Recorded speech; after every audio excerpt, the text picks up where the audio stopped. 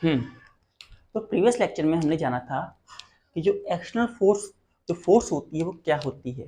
Force जो होती है एक्सटर्नल एफर्ट होती है पुश और पुल के फॉर्म में, जो कि चेंज कर सकती है और टाइप टू चेंज करती है state of rest, motion and direction of a body. उसके बाद हमने गैलीलियो लॉ ऑफ इनर्शिया के में अभी तक 3 कंडीशन पढ़ी थी। जब बॉल इंक्लाइन डाउन है स्मूथ सरफेस, जब एक बॉडी इंक्लाइन डाउन होती है स्मूथ सरफेस से तो उसमें एक्सेलेरेशन देखने को मिलता है।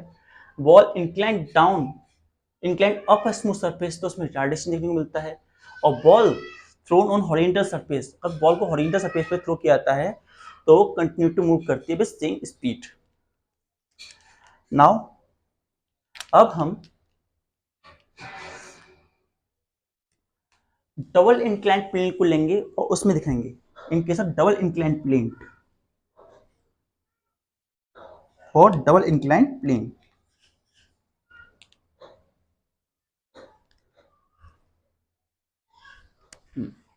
डबल इंक्लाइन प्लेन के लिए फोर्थ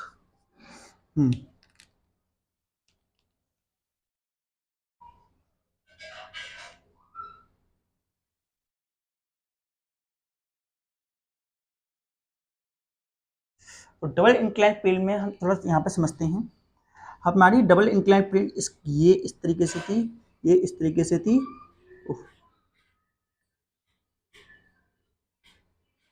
और ये इस तरीके से थी, दोनों साइड सेम हाइट थी। तो ऐसी कंडीशन में जब हमने बॉल को थ्रो किया, ऑन थ्रोइंग अ बॉल, हमने ये मान के चल रही हैं it's going to be frictionless. ये जो हमारी बॉडी है वो फ्रिक्शनलेस है। तो ऐसी कंडीशन में जब बॉल यहाँ से यहाँ गई, यहाँ से यहाँ गई और दोनों साइड सेम है, थीटा एंगल एंगल जो थीटा है दोनों का सेम इंक्लिनेशन है, तो ऐसी कंडीशन जितना इससे यहाँ से यहाँ गई, जितनी हाइट से यहाँ अटेंड की उतनी हाइट यहाँ भी अटेन हुई, मीन से सेम हाइट, लेकिन फ्रिक्शन लेस कंडीशन में। लेकिन इन रियल लाइफ की हम बात करें तो रियल लाइफ में ये हाइट थोड़ी कम ही रहती है। डेट हाइट और डेट हाइट, इस दोनों हाइट में ये हाइट जो होती है लेस होती है इन रियल लाइफ, क्योंकि there must be some friction.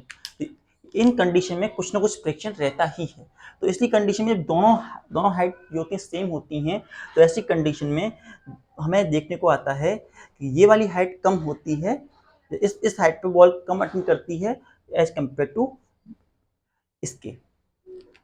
Now fifth condition, अब हमने क्या किया, अब हमने ये जो हाइट थी इसे थोड़ा डिक्रीज किया, we are going to decrease that inclination. ऐसी कंडीशन में क्या देखा, यहां से यूं कुछ इस तरीके से कुछ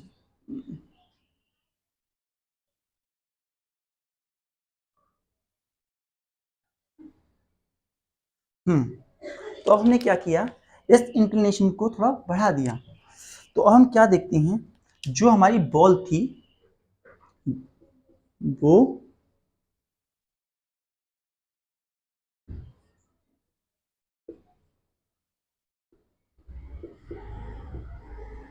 जो बॉल थी वो थोड़ा और ज़्यादा डिस्टेंस गई। ओके, अब जो उस पर यहाँ से फोर्स लग रहा था, the ball experiencing a force is going to reduce. तो ऐसी कंडीशन में वो फोर्स जो एक्सटर्नल फोर्स लग रही थी उसे नीचे की तरफ करने की कोशिश कर रही थी, वो कम हो गई। Now in fifth condition, now six condition, अब हमने क्या किया, जो फोर्स लग रही थी उसको बिल्कुल ही खत्म कर दिया हमने।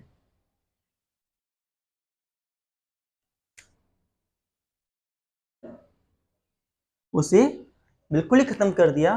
तो ऐसी कंडीशन में और जो हमारी बॉल है वो मूव करेगी टू इंफिनिटी, इंफिनिटी तक चली जाएगी बॉल। तो जब सेम हाइट पे थी तो सेम हाइट पे सेम हाइट अटेंड कर रही थी, अगर आगे करनी चाहिए थी, लेकिन थोड़ा कम करती है। लेकिन थोड़ा सा इंक्लिनेशन किया तो वो बॉल जो थी थोड़ा आगे बढ़ी, जो जिस हाइट से छोड़ा गया था उस हाइट से थोड़ी ज्यादा हाइट कवर की, और बिल्कुल ही हमने अगर हॉरिजॉन्टल कर दिया फ्रिक्शनलेस स्प्रिंग को, तो पता नहीं कहाँ जाकर रुकेगी, क्योंकि उस पर कोई फ्रिक्शन तो लग नहीं रहा, कोई स्टॉपेज तो है नहीं। अगर हम इसे वन लाइन में बोलना चाहें तो देखिए इस तरीके से हम कह सकते हैं कि हमारे पास एक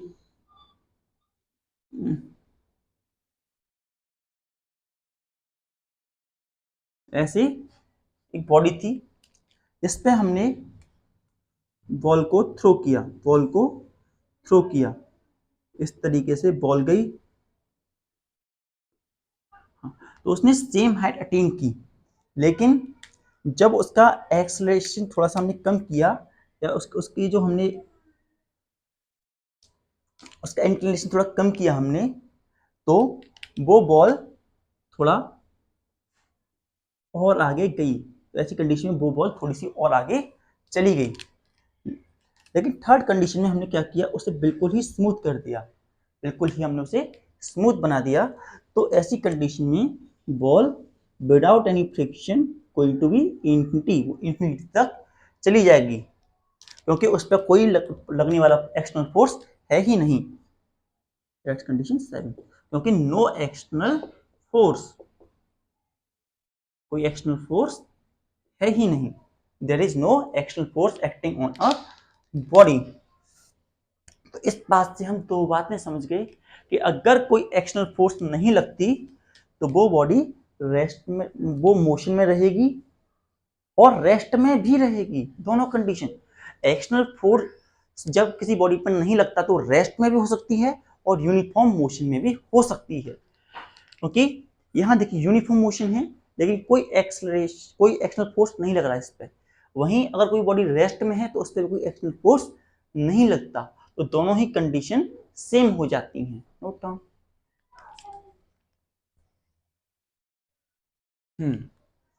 सो हम कह सकते हैं if no external force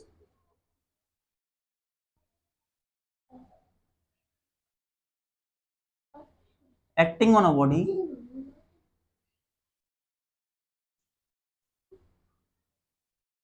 a body at rest, a body at rest remain in rest,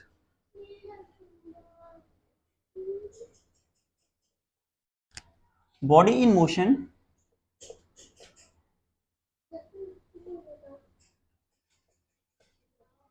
remain in uniform, remain in uniform motion।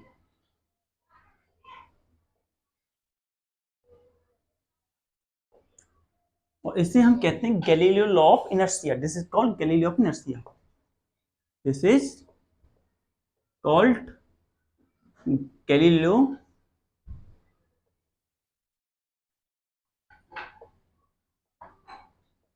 Law of inertia, इसे ही हम गैलीलियो लॉ ऑफ इनर्शिया कहते हैं। And inertia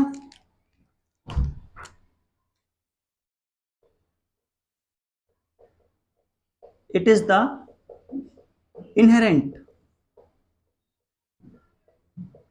property of a body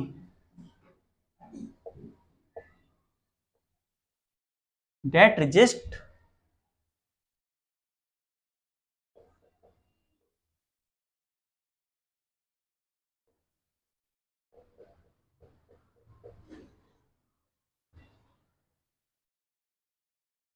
the state,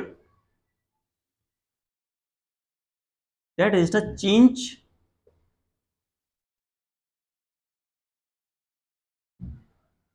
it is an inherent property of body that is a change in the state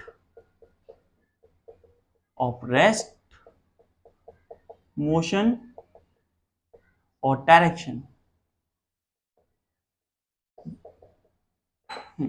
तो inertia जो होती है वो inherent property होती है, जो कि एक बॉडी को रिजिस्ट करती है अपनी स्टेट को चेंज करने से, चाहे वो रेस्ट की हो, चाहे वो मोशन की हो, चाहे वो स्टेट लाइन में मोशन करने की हो, डायरेक्शन की हो।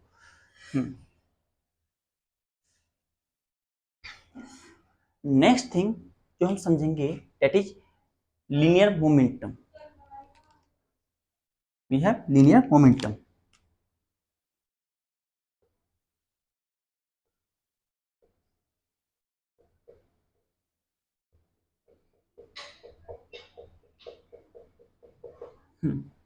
क्या होता है लीनियर मोमेंटम? इसे हम डिफाइन कर सकते हैं, it is defined as the product of mass and velocity. It is the product of mass and velocity. ये मास और वेलोसिटी का प्रोडक्ट होता है। It is denoted by P and it is a vector quantity. It is a vector quantity. ये एक vector quantity होता है and P equals to m into v. Vector है तो वेक्टर वेक्टर। इस फॉर्म में हम लीनियर मोमेंटम को राइट डाउन कर सकते हैं। नाउ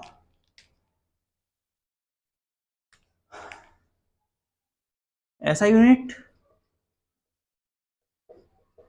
मास की केजी और वेलोसिटी की metre per second. Kg metre per second इसकी ऐसा यूनिट होती है। Dimension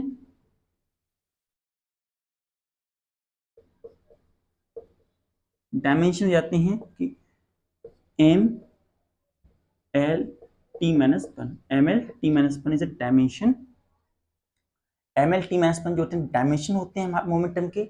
and momentum is directly proportional to mass and momentum is directly proportional to velocity. Momentum, mass and velocity है directly proportional होता है। Momentum is directly proportional to mass and velocity। Mean to say अगर किसी object का मास बढ़ेगा तो momentum बढ़ेगा, velocity बढ़ेगी तो भी मोमेंटम बढ़ेगा। दोनों के बढ़ने से मोमेंटम बढ़ेगा और दोनों में से कोई कम होता है तो मोमेंटम भी कम होगा।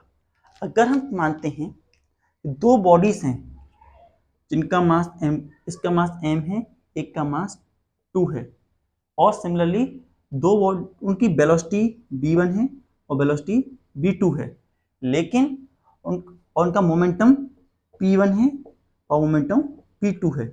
और ये कहा गया उनका मोमेंटम p1 जो है बराबर होगा m1 v1 के। मोमेंटम p2 होगा बराबर होगा m2 v2 के। m2 v2 के बराबर होगा। तो अगर हम कहें कि p1 और p2 दोनों मोमेंटम बराबर हैं तो ऐसी कंडीशन में m1 v1 जो है m2 v2 के बराबर होगा। तो जो वैल्यू हमारे पास आएगी m1 m2 equals to v1 v2, इस फॉर्म में हम मोमेंटम की वैल्यू फाइंड आउट कर सकते हैं अगर दोनों बॉडी का मोमेंटम इक्वल है तो। Note down.